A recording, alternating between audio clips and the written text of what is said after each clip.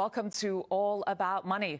With a long month of summer holidays still ahead and nowhere to go traveling, many parents are turning to extra summer school to keep their kids busy. Well, one academy at least is trying to make sure they have fun while learning.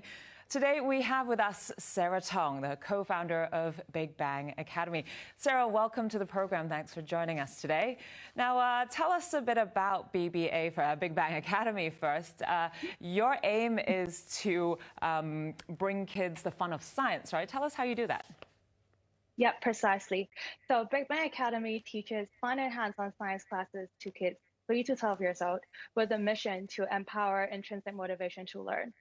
More often than not, science is taught at schools as the memorization of facts, knowledge, rote learning, or even presented as a very complex concept. So we want to change that. We want to make science fun again, and we also want to make it highly relatable to children's everyday lives. Right. Now, the city is actually focused, quite a bit on STEM these days, but much of it is really, much of it is about, what's so-called the language of the future, right? Coding. So how you guys teach sort of the traditional sciences, how do you compete with that? Yeah, that's right. So comparing to some of our competitors, the STEM learning centers in Hong Kong, most of them focus in coding and robotics, as you said. But us, we focus in the S in STEM, which is the sciences. So when I ask you or a child to try to imagine what a scientist looks like, most people would say, oh, someone in like crazy Einstein hairstyle, wearing a lab coat, working in a lab, like mixing beakers of solutions together, right? And we want to change that. We want to present science as a very broad spectrum. So that's why in our curriculum, we have 6 pillars of science, namely physics, chemistry, biology, engineering, astronomy, and environmental science. We want to inspire children to have a very diverse career choice, including maybe marine biologists, forensic scientists, or even becoming a zookeeper. Cool. So you started at Big Bang Academy with, the future in mind already, sort of. You had planned already to make it online. Tell us why. Yeah, so we are very ambitious. We don't want to just become another learning center in Hong Kong. Just like many other education businesses, the quality of our content and the quality of our classes are of utmost importance, and that will comes to the quality of our teachers as well. So that will become a problem in terms of scaling our business and getting our content to a very wide audience. That's why going digital and creating digital content is the only way to go to scale up our business. As of now, we have ran over 500 live streaming hands-on classes, and we are also in the process of creating an online learning platform with interactive quizzes, games, and videos that children can learn anytime, anywhere with a very consistent quality content that we created. Right, but despite that initial, ambitious idea, most of your classes, when you started running your school, were in fact in person, offline. So tell us why that happened. Yeah. So we started our business April last year, and how we started this business is we started running face-to-face family workshop. So we encourage parents to come along with their kids during weekends to do fun science activities with them. It turned out to be a great decision because me and my business partner, we create the content ourselves, we teach the classes ourselves, and we also are able to communicate to the parents ourselves during the classes. That's how we iterate very quickly in terms of communicating to the parents, trying to find out what kind of problems they encounter while their kids are learning science and how we improve our curriculum. And because we closely engage with the parents during the classes, we also are able to get some anchor parents, anchor clients that really believe in us and really share our classes through social media and through word of mouth. So that was a great decision that we made, that we started our business with face-to-face. Right. Now, the successes with your in-person classes, your face-to-face classes, still, despite that, you don't have an actual learning center per se where you bring in students. Tell us where you find venues to hold your classes. Yeah, so we were contemplating last year whether we want a permanent or a long-term venue to really hold our classes. But due to several considerations, we decided not to do that. So first of all, I think people in Hong Kong, they're very used to a very convenient lifestyle, right? So they don't like to waste time in commuting. So if we decide to rent a place, for example, in Happy Valley, then all our client base will be based in Happy Valley only. It's really hard for us to expand our reach. And secondly, because of the social unrest and the pandemic, it's wiser to keep a lower overhead so a small business can survive their businesses. So what we do to hold our face-to-face classes is that we collaborate with schools and we use their venue during the weekend when they don't really need the school campuses when there are no students there. We use their venues to hold our own workshops during the weekend. We also offer extracurricular activities to schools so they can extend their classes after their school day. I think it's because we have a unique offering here and not a lot of other businesses are offering the same thing. That's why the schools are willing to, collaborate with us and see us as a value added to their students. Right, and part of your face-to-face classes, you actually hold events as classes, as you mentioned earlier. Excuse me. As you mentioned earlier, you hold like workshops and things like that, and they're often thematic. I saw you have some Halloween classes or Frozen classes. Tell us a bit about that. How does it work? And then birthday parties as well. That's what you do, right? Yeah, so we want to build a kingdom of science education and entertainment. So learning doesn't have to be academic learning only in lessons, right? It can be in an entertaining form. That's why we extend our service beyond the normal lessons that we hold. We also hold birthday parties with very popular themes like Frozen, superheroes, dinosaurs, themes that kids get easily excited about, and we can incorporate our experiments inside those parties and events. That's how we engage our kids, and that's how we make learning really fun. And it's a good thing that we can actually cross-sell during the parties to the parents that we meet, cross-sell our classes and really widen our exposure. Right.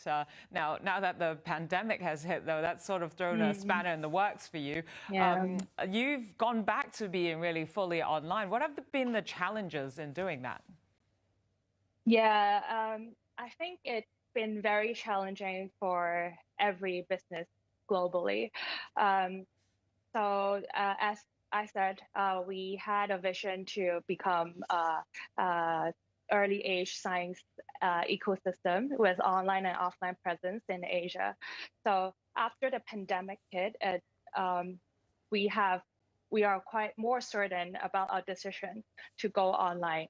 But obviously, we didn't really start the infrastructure, or we didn't really start like writing content in terms of fitting into the online curriculum. So what happened was in February when the pandemic hit, what we did was we quickly built the infrastructure to hold online classes within a week. And we also quickly adapt all of our offline content into an online content. For example, we need to redo our slides, because we need to teach on PowerPoints, and we also need to adjust the period of our classes. So it's really a trial and error period. So how we started our business or get our online classes out to the market is that we held a lot of free trials. And then we listened carefully to what parents said. One example was that originally our online lesson lasted 1 hour, 60 minutes, right? For children 3 to 8 years old. And then the feedback we got was children are just like very easily distracted. They can't really sit still at home for 60 minutes, even though they're doing hands-on activities. So that's why we shorten our class to 45 minutes or 30 minutes to fit their attention span. So that's how we do. Basically, a lot of iteration and a lot of trial and error to try to find the best solution for students and the parents. Interesting. It must be difficult, kids at that age, just to face Yeah. the screen. And then there's also the concern that, you don't want them to turn into sort of screen zombies, right? But I guess Exactly. being able to do hands-on experiments, that's the different thing. But how do parents deal with having to help kids, do these experiments at home without the teacher there? Yeah. So originally, when we were holding our online classes back in February and March, we give students like a very detailed material list, what kind of materials they need in the experiment, and hopefully their parents or the helpers can help to prepare the materials for them. But actually, it's quite hard for parents to have to, work and also take care of the children and take care of all the Zoom classes from schools or even like extracurricular activities. That's why we adapted, and we also started offering material boxes that we pack everything and then send directly to their home.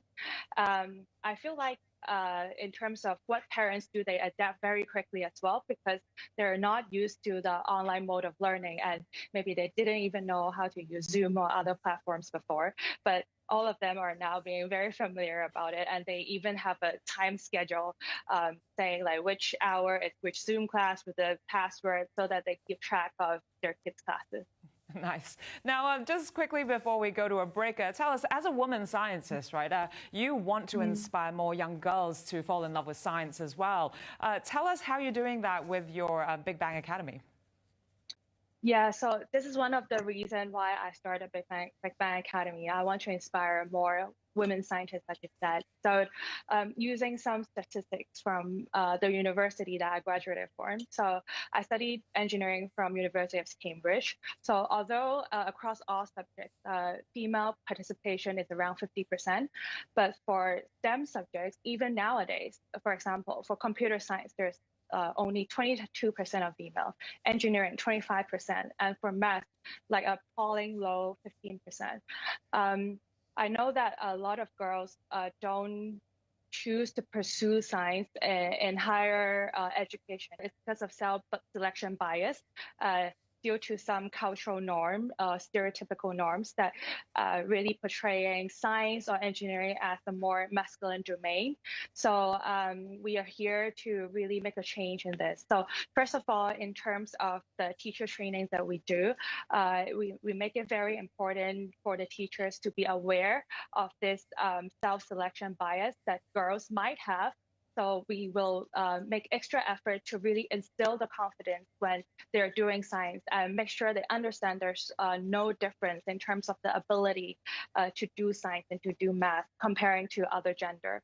And secondly, we've held a small like all-girls summer camp last year, which all of the participants are obviously girls. And we designed the class to be more engaging to them. For example, one day we did engineering, and what we did is we have them build a Ferris wheel with a motor that it will move by itself. So it's like some topic that we can engage girls more and get them excited.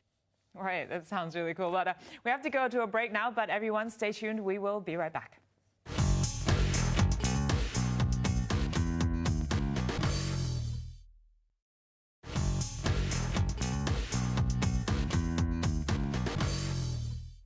Welcome back to All About Money. We're chatting with Sarah Tong, a Cambridge engineering graduate who's now pursuing a life goal of helping kids discover the fun of science. Now, Sarah, let's go back to your passion for science. Now, when did you realize you loved science so much? So it started at a very young age with an incident that I would say it provided a light bulb moment. So I think that I was around, I don't remember like precisely, but I was around 5 to 7 years old. So back then, the only entertainment I have is basically watching TV, and my parents were super against it. So they found like all the ways to stop me from watching the TV, they will scold me or do whatever they can. So one day when I get back home from school, I realized the TV cannot be switched on anymore. I tried playing with the socket, playing with the plug. I tried pressing a button, nothing worked, right? And then when my parents are home and it suddenly work again, like it's like a miracle. So I know that my parents had did something with the TV, and so I didn't give up from there. I try to look at their circuits and try to see what's wrong, like what's preventing me from switching on the TV. And then I found out there's a tiny box with a missing piece inside, which is like a tube, like a cylinder piece, a little cylinder piece. I knew right then that that's the missing piece that gets me to switch on the TV. So I looked through the house, I looked through the closet, I managed to find this tube that fits exactly into the tiny box inside the circuit, and voila, the TV was on again. So that makes me realize that science can really solve like problems in my life, and that was the biggest problem in my life back then, not being able to watch TV. It wasn't until years later that I found out that was the fuse. I didn't know that was the fuse, but years later I found out, oh, that's the fuse, and I put it back in. That's why the TV works again. And it's just that moment that I realized science can help me solve issues, and it helped me, develop a growth mindset that embracing failure and never give up is very important. Now, who said TV was bad for you, huh? All right, now your first and foremost love is for physics and astronomy. So why did you end up pursuing engineering at university, all the way up to a master's level? Tell us what happened along the way there. Yeah, so I grew up as a physics geek. So like I have to admit I enjoy doing, past papers on physics like exams, and I would also go to like library to read up about books and astronomy books. When I was getting to choose what degree that I want to pursue in university, my parents gave some advice or comments. So they're both surveyors. So basically, a profession with a license, right? So when I said I wanted to study physics, the natural science subject, they would naturally think that, it's very hard to find a job if you study science. There's no job that's related to science in Hong Kong. So I made a compromise, and I chose engineering instead, because it's ultimately applied math or applied physics, really to make them happy, and it's like a compromise, and they pay for my school fees obviously. And then in UK, the engineering degree, it's 4 years, including a master's degree. So after 3 years in engineering, I kind of want to delay going back to Hong Kong for work. So I stayed back for a year. So I finished my master in engineering as well. Right, but then you ended up going into banking afterwards, not even engineering, which seems to be, quite a common pathway for graduates of the sciences. How did it happen for you? Yeah. How did you end up in banking? Yep. So back then, I did a civil engineer internship in Hong Kong for around 2 months. So during that time, the work that I was involved in was a little bit more tedious or administrative, and I don't really get to see the big picture of what civil engineers do. That's why I didn't really enjoy doing that. And then all of my friends during university, they're all applying for banking or consultancy jobs. And the good thing about those internships is that they have very structured internship programs that really guide you the way with training, with meet the other interns and shadowing opportunities in different departments. And this really attract us as students and attract me to apply into a very structured program. And I think it's because of, some peer pressure and also like some social expectation of what like students from my university will go to. I ultimately went into banking, and because of some imperfect information, or because I think that was the only option that I had during that time. Right. Now, do you think, a lot of people lament the fact that so many graduates of the sciences end up going, not staying in the sciences field and ending up in the financial sector. So how do you feel about that? Yeah, so, Hong Kong is an international finance hub, so it's natural for a lot of jobs or careers to be related to the finance sector. I understand the government is doing a lot in terms of injecting investments or subsidies or grants into creating more STEM-related careers. Obviously, it's a good thing to do. However, I think there's something more that we can do in terms of that. So how graduates choose jobs, it's often down to maybe the pay, their social status they have, expectation from parents, from peers, stability, all sorts of stuff. And I think what's lacking to really push people to go into STEM careers is the softer side, which involves like media and also like word of mouth and the image of STEM careers. And it's very important to portray, STEM careers as cool, something relatable, and something fun to attract more talents to go into this career. Right. Well, if you think, do you think that if you had chosen physics or astronomy in university, you would have stayed in the field yourself? Yeah, so my love for physics or my love for science will not diminish like whatever subject or career that I would go into. I mean, I still read books about that. I watch movies about that. And I think if I were to go into physics or astronomy, I think I would turn back to education or entrepreneurship, which is something that I'm doing and I'm absolutely loving it. So in terms of the good thing about education is you get a very instant reward when you see a student being really happy with your course or being inspired by your course. And this is something that you cannot really find in any other industry. And I feel like if I were to pursue physics like in university, I would go back into the same path that I'm doing right now. Right. That's great that you really have found a lifelong goal for yourself. That's something that gives you such satisfaction. Now, let's talk a bit about how you started all this. You actually met your co-founder while at banking. He was also in banking. So how did two bankers, strike up a conversation about starting a science academy for kids? Yeah, so my business partner, Nixon, so we actually went to the same university. So he studied biology at University of Cambridge, and he was a year lower than me.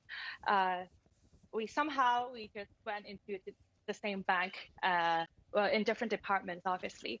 So after we went into the same bank, we catch up during a lunch, and I was just really mentioning about the dream of creating a science education kingdom in Asia and in Hong Kong, and it was very memorable that Nixon really, identified to that, and he told me that he loves science, he loves biology, and he told me the reason why he loves biology so much is because he watched some movies about the end of the world, where the scientists are always the hero, in creating vaccine or creating a cure to a disease, which is very relatable to, the lives that we're living now. And when I hear that, I understand that we understand we will work on the same goal and the same vision together. And we clicked right away back then, and we started Big Bang Academy as a side job during the weekends. And we started teaching and started recruiting students. Right, that's a really interesting story, especially, as you say, given the current circumstances. Now, tell us, how then did you find that, when did you decide to take that leap of faith to quit what you were doing and do your Big Bang Academy full-time? Yeah, so the good thing is that because both me and Nixon are so passionate about science and passionate about education, when we first started, we know that we are very into it and we are very determined to do it right, but in a rational way. So we need to think about, as you said, when to quit, when to bring it full time, right? So that's why we've been trying to gain traction and trying to, prove the concept is working by really talking to clients and trying to acquire as many clients we have. I think we had around 500 to 700 clients. And then when we reach that milestone, we know that it's okay for us to let go of our banking career and really do this full time to have a business traction as well. And that's when we decided to quit. Brilliant. Well, that was really interesting. All the stories before you built this academy, how you got to where you are, and good luck with the rest of summer school. You must be super busy now. Thanks so much. Thank you, That Diane. was Sarah Tong, Big Bang Academy co-founder. With that, we wrap up this edition of All About Money. We'll be back here on HKIBC next week. Be well and see you then.